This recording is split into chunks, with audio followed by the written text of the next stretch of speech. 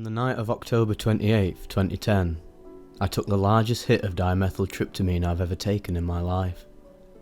I was also peaking on a large dose of MDMA when this trip occurred. This was by far my most powerful hallucinogenic experience to date. Here is my report.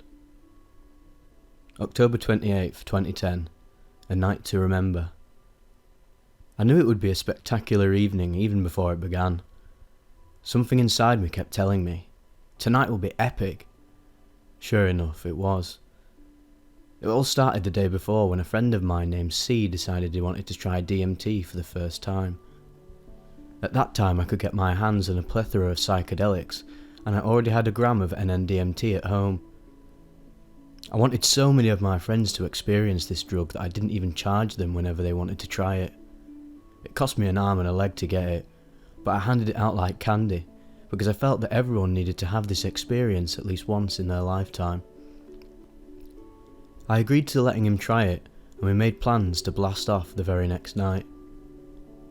The following day I felt butterflies in my stomach as I anticipated the night ahead. I spent the entire day working, but my mind was not focused at all. All I could think about was how C would react to the DMT, and whether my trip would be similar to my previous trips, or completely different. As the end of the day drew near, my excitement increased tenfold. I wanted this experience to be different. I wanted a breakthrough. I wanted to contact the other side. Little did I know that what was to come would be so incredibly profound. I arrived at home around 6 PM. I immediately packed a fat bowl of cannabis into my bong and let her rip. I began pacing around my living room. I couldn't wait for C to arrive. Finally, after waiting for what felt like an eternity, he made it to my place. I opened the door and greeted him with warmth. I was so excited that the hour of hours had arrived. My joy tripled when C said, "I come bearing gifts." To my surprise, C had brought over 6 white Maserati tabs. I'd known since the beginning of that day that this night would be special. Sure enough, it was. We popped 3 tabs and each started toking immediately. We decided that we would hit the DMT when we were at the peak of our roll. By the 2-hour mark, C and I were rolling very hard and almost tripping after smoking numerous bowls of high-grade cannabis. We decided that this would be a good time to whip out the DMT. C insisted that I go first, so that he could see how I reacted before he tried it. I didn't mind. I'd been waiting all day to do this. I carefully started dumping the DMT into our designated bowl. Author's note: we used a bong that had cannabis ashes in it so that no DMT would be lost through the downstem. I made sure to dump plenty of DMT into the bowl because I wanted this to be a powerful experience. I ended up filling the moderately sized bowl about halfway, which was more than enough. I sat back on the couch and took a deep breath. My nerves were running wild. I started to shake a little bit. "You okay?" asked C. "Yeah, I'm fine, I'm just a little nervous. This is going to be a big hit." I took another deep breath, then went for it. I made sure to do everything right. I held the lighter about a 1/2 inch away from the bowl so that I wouldn't burn the DMT. I smoked up the entire contents of the bowl, but not with ease. My lungs were filled to their maximum capacity. In fact, my lungs were so full that they couldn't hold all of the smoke, so some of the smoke was in my throat and mouth. It took everything I had to hold all the smoke in, and within 20 seconds I was coughing my lungs out, but at that point it didn't matter. The circus had begun. A giant kaleidoscope cat jumped into my field of vision and started making faces at me. He was silly and menacing at the same time. I was overwhelmed at his presence. His body was made up of vibrant, rotating colours that left me hypnotised. As I stared deeper into his solar plexus, I began to see the bigger picture. I was sitting in the grandstands of an extravagant circus. I watched as elephants, clowns, acrobats and tightrope walkers all put on their best performances for me. There was a ringleader in the middle of the madness. He was whipping everyone with a very long whip, as if to add some order to the chaos. This was all taking place in a very colourful circus tent. At the top of the tent, right in the centre, there was a hole with a beam of light shining through it. I gazed at the hole for a moment and noticed it getting larger and larger.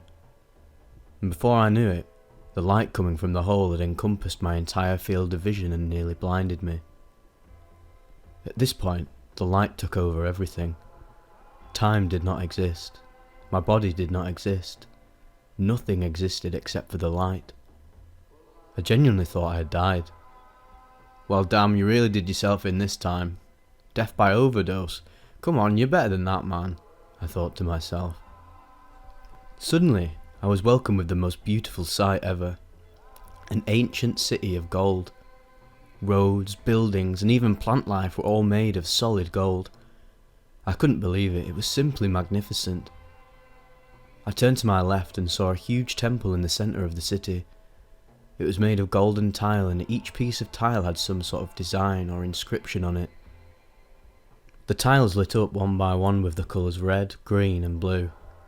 I was in complete awe of the temple's architecture and vibrancy, but something about it paralysed me with fright.